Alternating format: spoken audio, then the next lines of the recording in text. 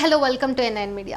హైదరాబాద్ మహానగరం అందమైన పరిశుభ్రత కలిగిన నగరం అని గతంలో ఘనంగా కీర్తించబడేది. దానికి కారణం ఉదయం మనం లేవకముందే సిటీని మొత్తం శుభ్రపరిచేది సఫాయి కార్మికులు. కానీ సౌకర్యాలలేమి, సిబ్బంది కొరత ఇప్పుడు వారికి అదనంగా పనులు కల్పించడంతో నగర శుభ్రత ప్రశ్నార్థకంగా మారింది. నగరం ఎంత అందంగా ఉన్నా రోడ్ల మీద చెత్త, డ్రైనేజీ కంపు కనబడకూడదు.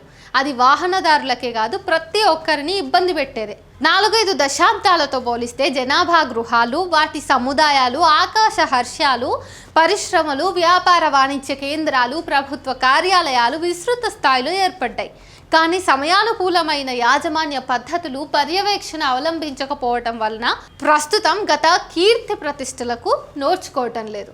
ఏ ఇంటికి లేదా అపార్ట్మెంట్, ఫ్యాక్టరీ, ఆఫీసుకు పూడ్చేందుకు మనుషులు ఉన్నా వారు అక్కడికే పరిమితం అవుతారు. కానీ నగరాన్ని ఉదయమే శుభ్రపరచడానికి సఫాయి కార్మికులు తమ శక్తి వంచన లేకుండా ఎండాకాలం, చలికాలం, వానాకాలం అనే తేడా లేకుండా ఏ కాలమైనా విధులను నిర్వర్తిస్తారు. వీరి సేవలకు పాదాభివందనం చేయాల్సిందే. ముఖ్యంగా స్త్రీలు నిర్వహిస్తున్న పాత్ర ఇందులో ప్రశంసించదగింది. గతంలో వీరికి వీధులను ఊడ్చుటకు ఏడాదికి సరిపడా చీపురు కట్టలు, వాటికి రక్షణకు కావలసిన చేతి గ్లౌజులు, మాస్కులు, చేతులు శుభ్రం చేసుకోవడానికి హ్యాండ్ వాష్తో కూడిన కిట్ను అందజేసేవారు. కానీ ప్రస్తుతం ఈ కిట్స్ను ప్రభుత్వం వీరికి అందజేయటం లేదు.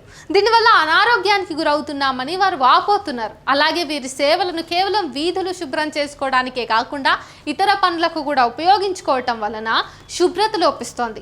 వాడల్లో అడ్డుగా ఉన్న చెట్ల కొమ్మలను నరికిన తర్వాత వాటిని వాహనాల్లో తరలించుటకు వీళ్ళ సేవలను ఉపయోగిస్తున్నారు. ఫలితంగా వాడల శుభ్రత అధ్వానంగా మారుతోంది. ఇతర గ్యాంగ్ పనులకు కూడా వీరినే ఉపయోగించుకుంటున్న పరిస్థితి నెలకొంది. ఆయా కాలనీల గృహాల సంఖ్య, జనాభా ఇతరత్రా దృష్టిలో పెట్టుకుని 3 లేదా 4 సఫాయి ఉద్యోగులను కేటాయిస్తూ ఉంటారు. ఇందులో ఒకరు వారాంతం సెలవు, మరొకరు స్వంత అవసరాల కోసం లీవ్లో ఉంటే వీధుల శుభ్రత లోపిస్తుంది.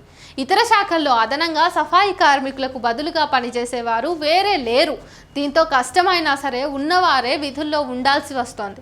ఇతర శాఖల్లో ఉండే అదనపు సిబ్బందిని ఈ పనులకు కేటాయించడం ద్వారా విధుల్లో ఉన్నటువంటి కార్మికులకు కాస్త ఉపశమనం దొరికే అవకాశం ఉంది. దీనివల్ల వీరు ఆరోగ్యవంతంగా ఉండి నగరాన్ని మరింత శుభ్రంగా తీర్చిదిద్దుతారు. అందుకే వీరి ఆరోగ్యం ప్రభుత్వ బాధ్యతగా గుర్తించాలి. వీరి పని ప్రదేశాల్లో కేటాయించే కిట్, అలాగే శానిటైజర్, మంచినీళ్లు, మరుగుదొడ్ల సౌకర్యం కూడా వాళ్ళకి ఖచ్చితంగా కల్పించాలి.